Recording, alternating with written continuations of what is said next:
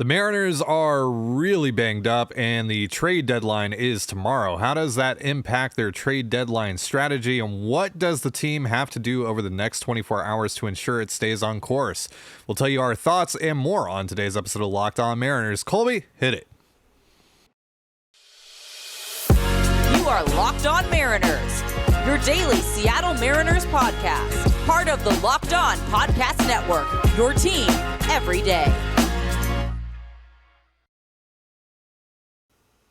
What's up, everyone? Welcome to the Locked On Mariners podcast, brought to you by Vroom. With Vroom, you can buy a car entirely online and have it delivered straight to you, so you never have to go to a dealership again. So next time you need to buy a car, just grab your phone, go to vroom.com, and check out thousands of great cars. It is Monday, August 1st, 2022, and thank you so much for making us your first listen of the day. We are free and available on all platforms, with new episodes dropping every single Monday through Friday. I am your host, Ty Gonzalez, joined as always by my co-host Colby Zato. We cover the Mariners over at InsideTheMariners.com for Fan Nation over on the Sports Illustrated Network. Be sure to follow the show on Twitter at LO_Mariners. Follow Inside the Mariners at Inside Mariners. You can follow me at Dane Gonzalez, that's DaneGNZLZ, and Colby at CPAT11, that's CPAT11. Be sure to also check out our Patreon over at patreon.com/Control the Zone. We post two additional podcasts on there every single week. Again, that is patreon.com/Control the Zone. And if this is your first time joining us here on the Locked On Mariners podcast, welcome to the show. If you like what you hear, give us a follow or subscribe wherever you're listening to this. And if you're watching us on YouTube, hit the subscribe button, turn on the notification bell, and give this video a thumbs up. We greatly appreciate it. And a reminder that once again, we are giving away a signed Mitch Haniger card. The winner will be picked on Wednesday, but you can subscribe now to enter. That's all you have to do, is subscribe to our YouTube channel if you're watching us right now, or if you're listening to us on one of your preferred podcast platforms. Head on over to YouTube, subscribe to the Locked On Mariners channel, and you are officially entered to win a Mitch Haniger signed card that has a little piece of the jersey in there. It's numbered. There's a lot of cool things with that card. It's a really, really nice card. So we got a lot going on today. Probably too much to get into everything on here all at once. So let's just cover some minor items real quick.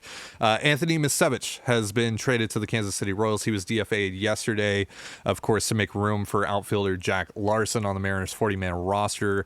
The Mariners get cash considerations from the Royals, and that's it for Misevich, which is pretty much all you could expect from a deal like that. The other small item, Luis Castillo is going to be making his Mariners debut officially on Wednesday. He has been added to the roster, and Brennan Bernardino has been sent down to AAA Tacoma to make room for Castillo on the 26-man roster.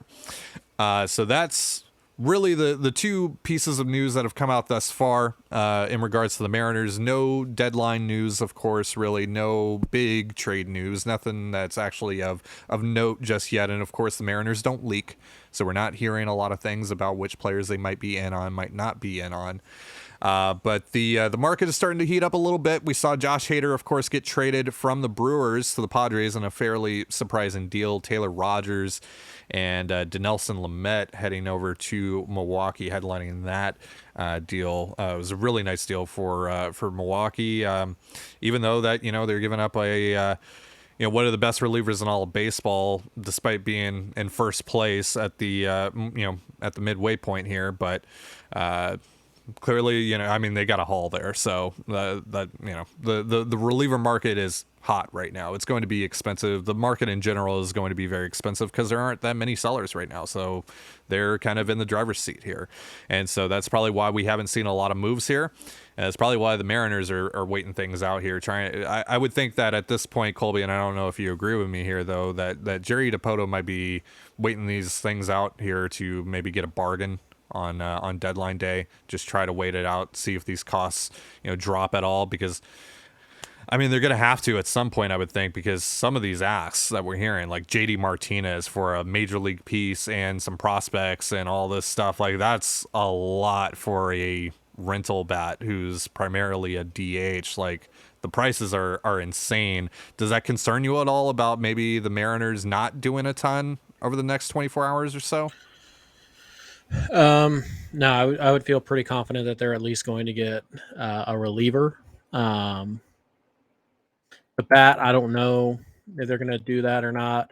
To be clear, they absolutely should, and I think we're going to talk about that a little later. Yeah. But yeah, the ticket prices, or the sales prices for these rentals are so far they've been okay. Benintendi went for a decent amount, but nothing too crazy. Peralta didn't go for much. Naquin didn't go for all that much. Um, so I still think you might be able to get a bat like Naquin, Peralta, somebody in that range. But yeah, the Red Sox asking for a major league piece and a top 5 prospect for 2 months of JD Martinez. Get out of here. No sane person is going to give you that price. So we'll see how it goes. We know the Mariners had scouts at the Marlins game that Pablo Lopez happened to be pitching. It's probably more or less about, they were going to be there anyways. And then they made the Castillo deal. And then they're like, oh, well, still watch Joey Wendell and guys like that. So wouldn't read too much into any of that right now. And prices are going to drop here once we get, 12 hours or so to go. Teams will start to be a little more realistic, but yeah, it's still going to be pricey, particularly for bats because there's just not a lot of decent bats out there right now. Yeah, so guys like Brandon Drury are probably going to cost a little bit more than we initially thought.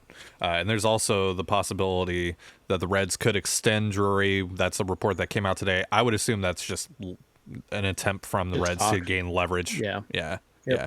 And I think that's all that really is there. I would be surprised if Brandon Drury signed an extension to stay in Cincinnati. Yeah. I've seen weirder things, of course, specifically with the Rockies, who are trying to extend Daniel Bard. That's something. Certainly something. Certainly. The Rockies are dumb. Yeah, that's putting it nicely, honestly. Especially after the offseason that they just had, trading Nolan Arenado and then letting Trevor Story walk this past offseason, and then signing Chris Bryant to that deal.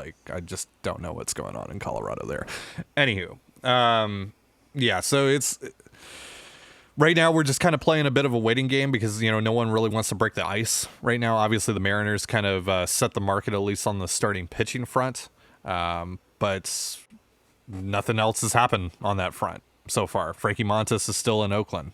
Nathan Eovaldi is still in Boston. Other guys that we talked about, Pablo Lopez, of course, is still in Miami. Tariq Skubal is still in Detroit. I know there was a little bit of buzz there with them in Toronto, but right now, there haven't been many deals, and I would assume by the point that you're listening to this or watching this, maybe the market has popped off, because it's going to have to happen at some point here in the coming hours, really, even minutes, honestly, because it's just the dam has to break. It just has to. It has to. There's no way that we're going to go through this whole deadline and only a handful of moves are made. Yep. This is kind of weird for a deadline in general, just to build up to a deadline. There haven't been a ton of deals, but the deals that have happened have been pretty big. Obviously, Luis Castillo going to Seattle, Andrew Benintendi going to New York, Josh Hader going to San Diego. These are massive deals that are happening. We're just not seeing a ton of under the radar deals. We're not seeing a ton of just reliever market is starting to pop off again, like I said earlier, with Rogers and Hader and Efros going, but that's been about it. We're not really seeing these low key deals happening just yet. So I guess we just gotta wait and see how this all plays out. But I would think that Jerry Dipoto and company are just kind of waiting it out, seeing where the prices drop, who stays the longest, who stays in their current home the longest, and which teams are going to end up getting desperate to move some of their pieces, particularly rentals. Guys that are these teams are going to end up letting walk, or at least they're facing the risk of letting them walk in free agency for nothing. Teams are going to want to be able to take advantage of the values that some of these guys have. And so eventually they're going to have to come down on their asking price. That's just what it is. Or else they're going to get nothing. They're going to get nothing in the end. So obviously a lot of injuries have happened for the Mariners this past weekend. Julio Rodriguez is on the 10-day IL with a wrist contusion. He's going to have more tests done to see if there's any further damage. So fingers crossed on that front. Ty France's wrist is acting up, and he's going to be out for it seems at least a couple more days. He's hoping to get into a game in New York. Of course, the Mariners starting a 3-game set with the Yankees at Yankee Stadium tonight, but they're very, very much shorthanded, and this offense needs help. As we saw in Houston, this offense needs help. It needs more probability. It needs hitters that can actually take advantage of the kind of pitching that the Mariners are going to see in the postseason. And just right now, I don't feel that they have really enough of it. And it's going to be difficult to obviously supplement that in the trade market, as you said. But I feel like something has to be done. So we'll be talking about that in just a moment. But real quick, a reminder, this episode of Locked On Mariners is brought to you by LinkedIn Jobs. As you gear up for fall, you need the right people on your team to help your small business fire on all cylinders. LinkedIn Jobs is here to make it easier to find the people you want to talk to faster and for free. Create a free job post in minutes on LinkedIn Jobs to reach your network and beyond to the world's largest professional network of over 810 million people. Then add your job and the purple hashtag hiring frame to your LinkedIn profile to spread the word that you're hiring so your network can help you find the right people to hire. Simple tools like screening questions make it easy to focus on candidates with just the right skills and experience so you can quickly prioritize who you like to interview and hire. It's why small businesses rate LinkedIn Jobs #1 in delivering quality hires versus leading competitors. LinkedIn Jobs helps you find the candidates you want to talk to faster. Did you know every week nearly 40 million job seekers visit LinkedIn? Post your job for free at linkedin.com/lockedonmlb. That's linkedin.com/lockedonmlb to post your job for free. Terms and conditions apply.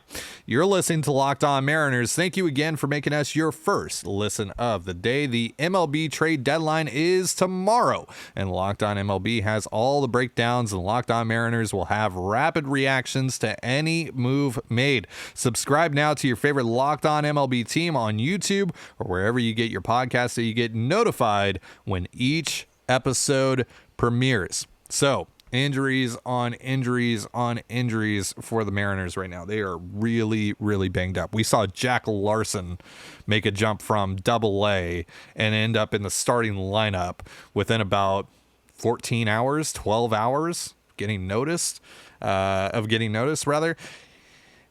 Good for him, by the way, on making his major league debut. That's really, really cool. MLB debut that I think otherwise probably would have never happened. So that's cool. Good for Jack Larson. That was awesome. But ultimately, the Mariners not very happy with having to start Jack Larson in the outfield yesterday after Dylan Moore landed on the IL with back spasms. Julio Rodriguez landed on the IL with a right wrist contusion. Sam Haggerty hit himself in the head with his own helmet and required stitches. And it's really hard not to laugh when I saying only laugh that. because it's funny. I'm glad he's okay. I'm glad that he's Yes. okay in the end, but yeah. You kind of get what you deserve sometimes. Rough night for Sam Haggerty on Saturday. I'm going to go out on a limb and say the worst night of his professional baseball life. Yeah, I think that would be pretty safe to assume here. So, other than that, though, of course, we saw Kyle Lewis get pinch ran for by Carlos Santana, which I think that's one of the biggest issues here. Kyle Lewis had an awful series, first of all, at the plate. Yep. And second of all, the Mariners felt that Carlos Santana gave them a better chance on the base pass than Kyle Lewis. That's an issue. That's a massive issue. I'm just going to say it, Colby. I don't think Kyle Lewis should be on the major league roster, and therefore I think the Mariners need to go out and look at outfield bats here over the next 24 hours. Yeah, he certainly shouldn't be guaranteed at bats, and we've talked about this a little bit. I think we talked about this at the end of our emergency podcast, but like, it's go time. So you can't just say, oh, well, Jesse will figure it out. We'll just keep putting him out there. Well, if you can get a better option, you do it. And Jesse can figure it out from the bench, or same goes for Santana and Lewis. You have to throw on that list. Like, Kyle Lewis has not played well or hit well since coming back up from the concussion IL. He can't even play a full 9 innings. He hasn't done that yet. Now he is DHing today, so he has played, I believe, now 3 of the last 4. So I guess that's good, but you really can't put him out in the outfield more than once or twice a week. he's just a very limited player. And if he's not going to hit, he has no value to you whatsoever because you can't even trust him to run the bases in a close game. So, yeah, I don't think it's enough to be like, oh, well, Kyle Lewis is here. He'll be fine. Like Lewis has to be a guy that you consider sending down when you call it Mitch Haniger. Even with guys like Toro still on the roster, who I think needs to be sent down. Kelnick and Toro, I feel about the same when they come to the plate. Or Toro and Lewis, I feel about the same when they come to the plate. Thankfully, Taylor Trammell started his rehab assignment last night. I think he got 4 full at bats in, so he's DH last night. I suspect he'll be out in the field today. Mitch Haniger looks pretty good on his rehab assignment. He's in Tacoma. I think they're hoping that he's back when they get home from New York. So I would suspect that he's back in the lineup on Thursday or Friday against the Angels. So we'll see how often he can play right field. Those two guys should help in theory, but they're not a guarantee to help. And you have more than 2 holes to fill. So, yeah, I don't know if I would. I mean, the Mariners kind of don't have a choice right now. Lewis gives you a better chance than Jack Larson, for example. But when we start talking about like, oh well, you have to play Jesse Winker at this stage, you have to play Carlos Santana, you have to play Kyle Lewis. Like, sounds to me like what you have to do is make a move, and if that means you have to overpay a little bit to do it, so be it. You're in. You've already dove in. You have to find a way to stay afloat.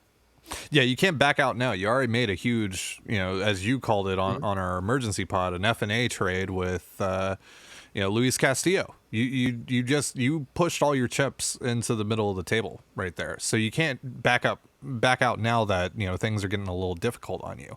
And so, I apologize for being super reactionary here, but like with Kyle Lewis, with Kyle Lewis in general, or specifically rather, the deadline is tomorrow, so you don't really have time to wait it out with him. You don't have time to, you gotta make a declaration now about what you want to do. What team do you want to be? And I just feel like you are leaving so much uncertainty there with someone like Kyle Lewis, with even Jesse Winker, as you mentioned, with Carlos Santana, who's been dreadful coming out of the All-Star break, where it's like, yeah, you like these guys, you feel like they can hit, but they're not producing right now. And it's like, you got to make a decision. You got to make a decision now. Like, you can't, like, you're going to have to do some projection here. You're going to have to weigh like how much of an upgrade is, Brandon Drury over this, player X here. But like at this point now that you're in, you are totally committed to this thing for 2022 to end the playoff drought and do damage in the playoffs. You gotta you might have to do something a little reactionary here. You might have to, maybe Kyle Lewis is okay. Maybe he'll be fine over the next couple months. But right now, the signs are that's not going to be the case, or at least you cannot bank on that whatsoever. So at that point, it's like, okay, is me running that risk more beneficial to me than just trading, a top 10 prospect to go get, I don't, just name an outfielder, right? Like, it doesn't matter. Like, does that actually outweigh that risk? I don't think it does at this point. I really don't. You kind of, sort of, you shot your shot, and it's not that the chamber's now empty. It's just that, you've kind of started your window aggressively now. Like, you've decided, like, now we're starting it. Like, this, we're in, and the next 5 years basically has to be all about making the playoffs and trying to win World Series. So you can't sacrifice one of those chances just because you ran into some bad luck. In particular, when you're talking about the things preventing you, or the type of players who might be preventing you from being aggressive on the trade market, are like the Taylor Dollard types. Like, who cares? It's a number 4 starter at best. At best, Taylor Dollard is Chris Flexen. Who cares? So you have to be open to everything, and that includes trading from your major league roster. You have to be careful about that. I mean, like, I know Colton Wong is out there right now.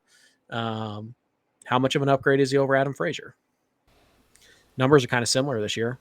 Wong has more power this year, but Frazier's been the better defender, believe it or not, which is weird. So it's just one of those things where it's like, yes, there are limits, and yes, there is a possibility where the market just gets so far out of hand that it just doesn't really make sense. But I think if you're thinking about this from the Mariners' perspective or Jerry Dipoto's perspective, imagine that Mitch Haniger and Taylor Trammell come back and they're fine. Like Trammell is what he was when he was healthy, and Haniger comes back and you get last year's version of Mitch Haniger. Let's say both those things happen and both those guys are able to play in the field like 5-6 times a week. Like you don't need to DH them. You're still a bat short. Like go get that bat. And you can't say, well, it'll be Julio. Well, what if Julio has a hairline fracture and he's out for a month? What if Ty Francis to go on the IL? We're talking about wrist injuries too, by the way. These things tend to linger. They tend to be issues until you get extended time off. So this idea that it's like, oh, well, once everybody gets healthy, we'll be fine. When is the last time the Mariners were 100% healthy and could run out the lineup they wanted to? Opening day? Seriously, opening day? Yeah. So what are you talking about? And even then, Kyle Lewis wasn't healthy, so it's like... Right. So it's like, you're never going to be healthy. Get that out of your life. What do we do when all these guys are healthy? Who cares? Get them healthy, and then we'll figure it out. Yeah, no, if this whole thing that Jerry is saying about like, oh, we view Mitch Haniger as the addition, as the deadline addition, the big bat we need, that's a failure on Jerry Dipoto's part at this point. You can't rely on players who have a history of injuries to not only come back and stay healthy, but to perform. You can't do that. You can't do that. Well, I do think that Mitch Haniger is going to give this team a great boost. While I do think that getting Taylor Trammell back is going to be a pretty decent boost for this team, especially with the way that he was playing before his injury, the team needs more. It needs more probability. It needs guys that are producing right now, that are healthy right now, that you can depend on a little bit more. And look, if you got to pay $1.10 to get a half WAR upgrade over someone, do it. You're in at this point. Like you said, you got to do it. You got to do it at this point. I don't think there's any other way around it, really. Right now, we saw what this team looks like. If one of their top guys either goes down with an injury or starts slumping against elite pitching, it's bad. It's really, really bad. And no amount of pitching that you go out and add, whether it's Luis Castillo, whether, maybe they add someone else here over the next 24 hours and Jose Quintana or, Martin Perez, whatever. Yeah. Whoever it is, you can add all the pitching you want. You got to score runs, though. You got to score some runs with some sort of regularity. Yeah, you can't win games 0 to -1, right?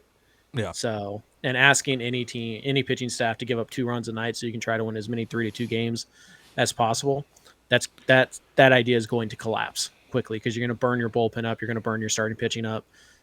You have to be able to generate runs, particularly in the regular season. And it's not like one of the big names that's out. Brandon Drury is probably the biggest name that's linked to Seattle. Maybe it's not him or JD Martinez, but maybe it's somebody like Nelson Cruz and Michael A. Taylor or Lane Thomas or somebody who can help you. And that's something that, like you said, if you have to pay a 10% bonus, then you pay it.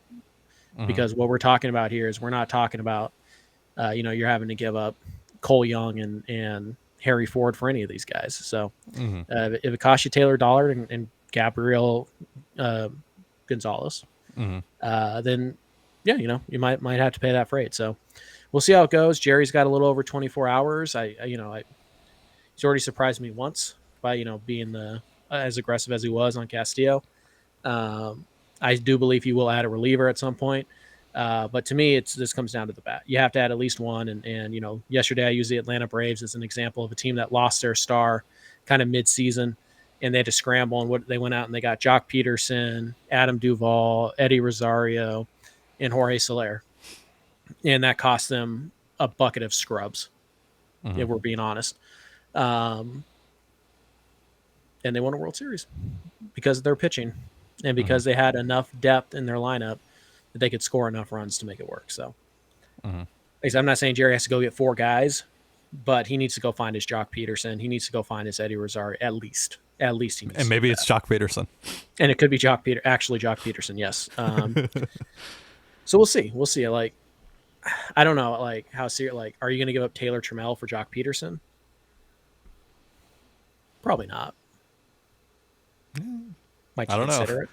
Like I would consider it at this point. I think maybe you're you at get a that point. reliever out of it too, or something like that. Like Yeah. So Yeah. we'll see. 24 Yeah. hours to go. Well, Yeah. Like I said, I think you're at that point. So, bats, of course, are pretty hard to come by. That's the thing that we've heard all over the place. But I think you've already mentioned some. I think there's some others out there that can be had that should be of interest to the Mariners. So let's dive into those in just a moment here. But real quick, a reminder, this episode of Locked On Mariners is brought to you by BetOnline. BetOnline.net is the fastest and easiest way to check in on all your betting needs. Find all your favorite sports and events at the #1 online source for odds, lines, and games. Find reviews and news of every league, including Major League Baseball, NFL, NBA, NHL, combat sports, esports, and even golf. BetOnline continues to be the top online resource for all your sports wagering information, from live in-game betting, scores, and podcasts. They have you covered. Head to BetOnline today or use your mobile device to learn more about the trends and action. BetOnline is where the game starts. So, bats are going to be a little bit tough to come by here because so very few teams are selling, but there are options out there for the Mariners. Let's not make any mistake about that. I think there are a lot of options actually for the Mariners, and there's a lot of ways that they can get creative to land those options. One of them, of course, is the Mariners getting in on the Juan Soto deal, being a third team, not getting Juan Soto, but maybe getting someone like Jake Cronenworth from San Diego. I'm just saying. Maybe there's someone in someone in St. Louis that they might like. I'm just saying. Tommy Edman, baby. Tommy Edman, baby. Tommy Edman, obviously. But there might be a way to do that, right? There's obviously going to be some guys out of Detroit, even though no one on that team is hitting right now. But like maybe Jonathan Scope is someone that you could bank on, right? Like maybe that's someone that you could take a little bit of a chance on for cheap. Maybe somebody with a track record, and it at least shows that you're trying at the very least. So, or of course maybe you want to spend a little bit here and go after someone like Eric Haas, but I doubt it. But like there are certainly there's some big fish here that you could go after that are kind of like under the radar big fish, like guys that would like significantly help the Mariners, but like not a lot that people really know about. JD Davis is another guy that got off to a rough start this year, but has started to turn it around with the Mets. And obviously the Mariners were at that Marlins game yesterday and the day before, but the Marlins were also playing the Mets.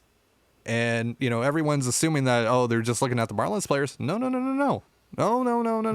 I think JD Davis is someone that could be of interest to the Mariners. He's very Ty France-ish in that he doesn't really have a place to play in the infield. Not well. Yeah, not well, at least. He can stand there. He can stand at third base. He can stand at left field. Everyone could stand at third base or left field, but right. And the idea that contenders don't trade with each other, that's dead. Today they just traded Hader. The Brewers just traded Hader to the Padres. They're good chance they meet up in the playoffs at some point. So the Mariners have done it. They traded last year with the Astros. They were both contenders.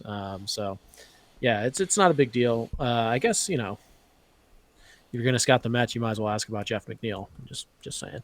And by the way, what about Miguel Andujar? Right, 27 years old still, has obviously had some struggles at the major league level. The Yankees don't have really any room for him at the major league level, but right now in AAA he's slashing 299, 345, 502 with a 122 WRC plus. Maybe that's someone that again, I'm talking about cheap alternatives here. Maybe. And Duhar might be interesting. And do you find him more, because we also don't know how long is Dylan Moore's back going to keep him out? We don't know that just yet. We don't know exactly what that's going to be like. You should be looking to upgrade from anyways. So sure, right. I think Kansas City makes a lot of sense here. Whit Merrifield or Michael Taylor. I think either one makes a lot of sense. Merrifield, the added bonus that he can actually play second base too. So you have your center fielder for when Julio's out, and then you have your second baseman and a guy who could also play in the corners for Mitch or Winker if you need him. So I still think Winker makes a tremendous amount of sense here. I think Michael A. Taylor makes a lot of sense. I think Taylor's going to be pretty pricey.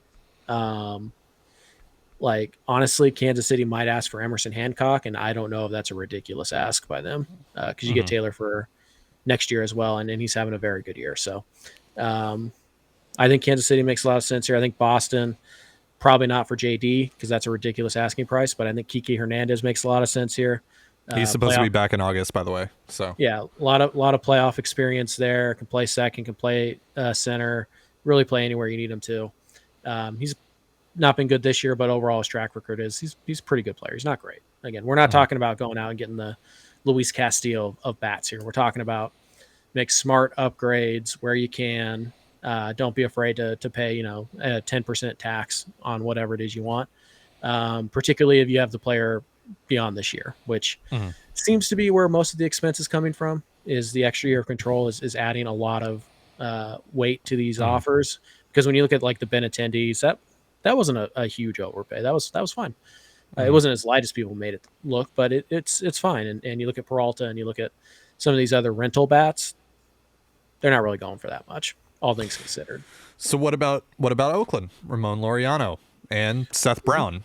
Seth Brown, first base DH, can play in the outfield a little bit, has a ton of power, doesn't get on base, doesn't walk. That's kind of the downside with him, but he has a tremendous amount of power there.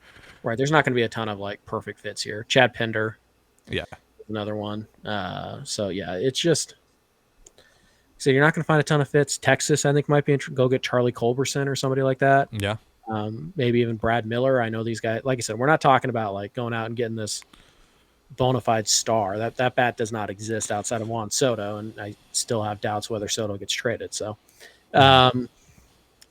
we're just talking about like go find these minor upgrades, and in some of these, yeah, you're taking a lottery ticket. You're hoping that they turn it around for you, and this is where your analysts come in big, or this is where your coaches come in big, your scouts come in big. Like, this is a total team effort, because you might have to get creative and take a shot on somebody who's not performing right now and hope that he turns it around. Maybe Joey Gallo. I doubt it, but like maybe that's a guy. I don't know. Yeah, Hunter Renfroe, I don't know.